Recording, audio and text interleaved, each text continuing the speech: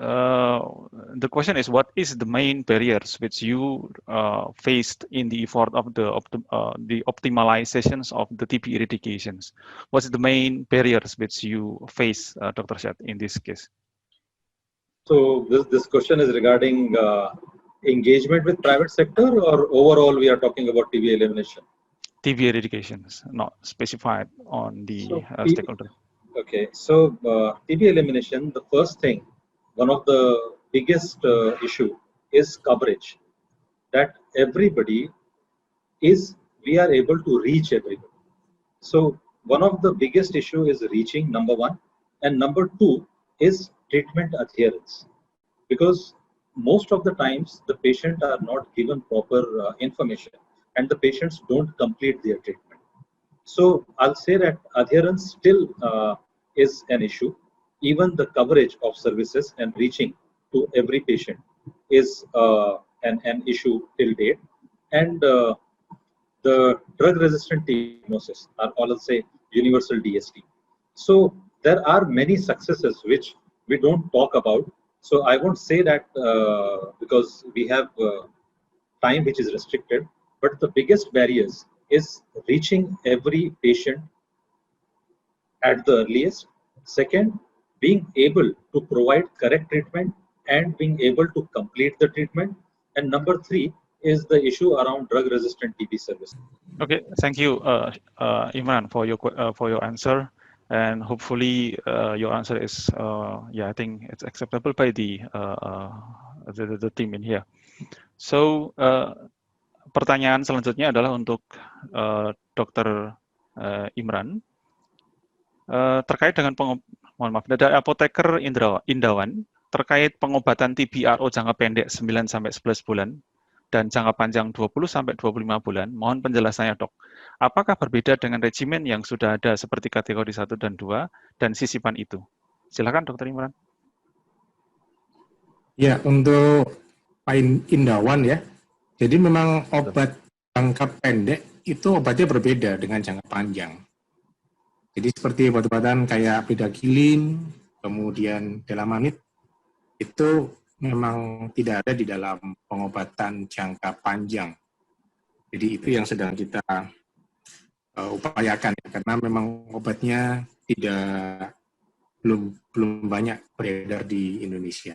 Jadi memang beda, regimennya beda sekali. Nanti terkait dengan bagaimana regimen-regimennya nanti saya sampaikan ke panitia untuk bisa disebarkan ke teman-teman. Ya, detail ya. Itu Mas. Baik, terima kasih, Dok. Pertanyaan selanjutnya ini untuk Ibu Eni dari apoteker Lina. Bagaimana konsultasi yang dapat diberikan oleh apoteker pada kasus di mana seorang anak kecil yang terkena TB, namun sulit minum obat TB, bahkan terkadang memuntahkan obat TB? Silahkan, Ibu Eni. Ya, baik, terima kasih untuk apoteker Lina ya. Ya, betul. Memang untuk pasien anak ini agak sulit ya untuk kepatuhannya. Untuk diedukasi juga mungkin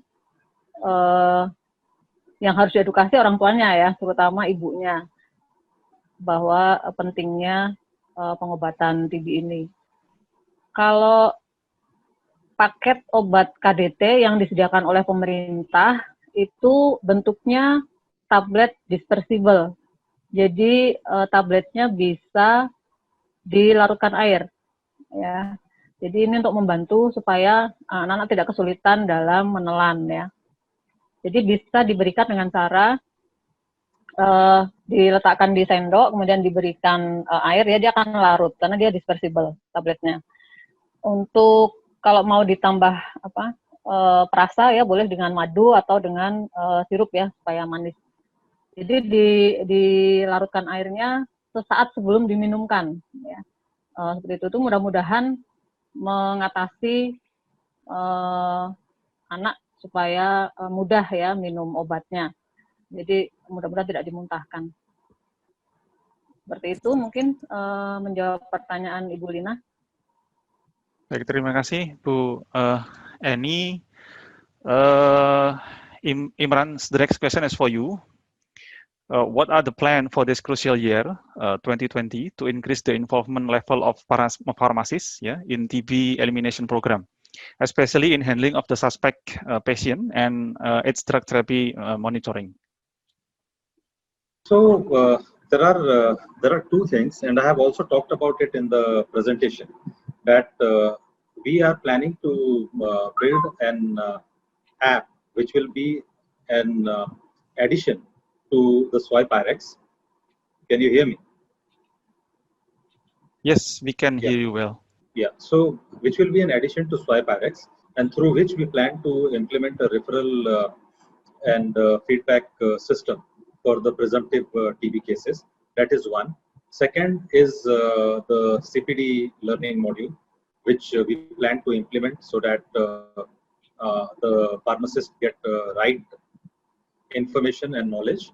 That is the second part which we plan to implement.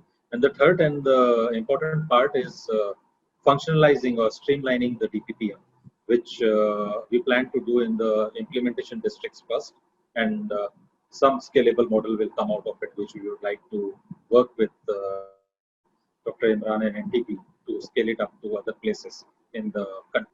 Thank you, Imran, for your answer.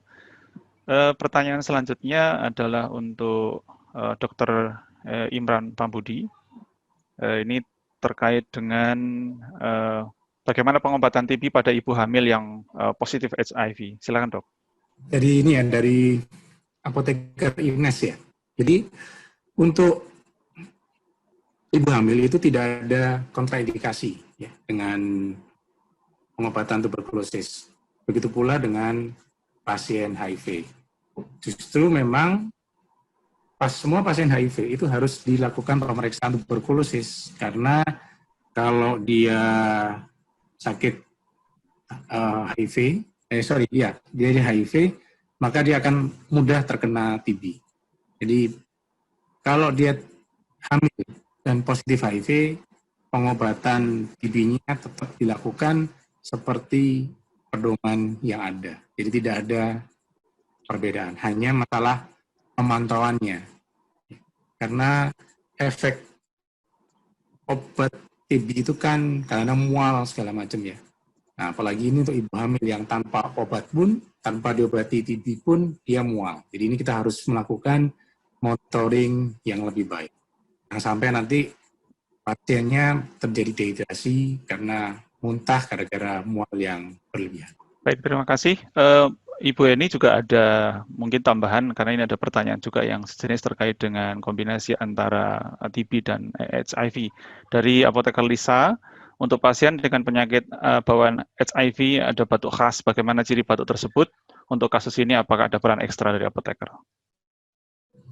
Ya, terima kasih. Untuk pasien HIV ya, tadi yang saya jelaskan adalah justru di pasien HIV ini tidak ada gejala batuk yang khas ya, mungkin agak miss ya. Jadi bukan batuknya berbeda gitu, enggak. Tapi batuk itu bukan gejala yang khas pada pasien HIV, seperti itu. Untuk ekstraknya ya kita perlu memberikan dorongan support motivasi ekstra ya kepada pasien TB yang HIV. Karena apa? Obatnya makin banyak yang harus diminum. Ya, obat HIV sendiri, ARV itu kan juga lumayan besar ya karena kombinasi juga, dan biasanya lebih dari satu obat. Ditambah dengan obat TB-nya. Kalau dia gemuk, pasti minumnya lebih banyak lagi tabletnya. Jadi harus ekstra betul memberi motivasi. Kita harus betul-betul berusaha menyelami pasien ini ada problem nggak dalam meminum obatnya. Seperti itu. Tiap pasien itu berbeda-beda ya permasalahannya, tapi dia ada HIV dan TB itu masalahnya menjadi double ya. Udah obatnya semakin banyak, kondisinya memprihatinkan juga ya. Jadi perlu support ekstra dari apoteker ya. Perlu betul-betul kita kalau misalnya kita konseling ya harus betul-betul digali ada masalah nggak nih dalam minum obatnya. Seperti itu. Mungkin itu jawaban dari saya.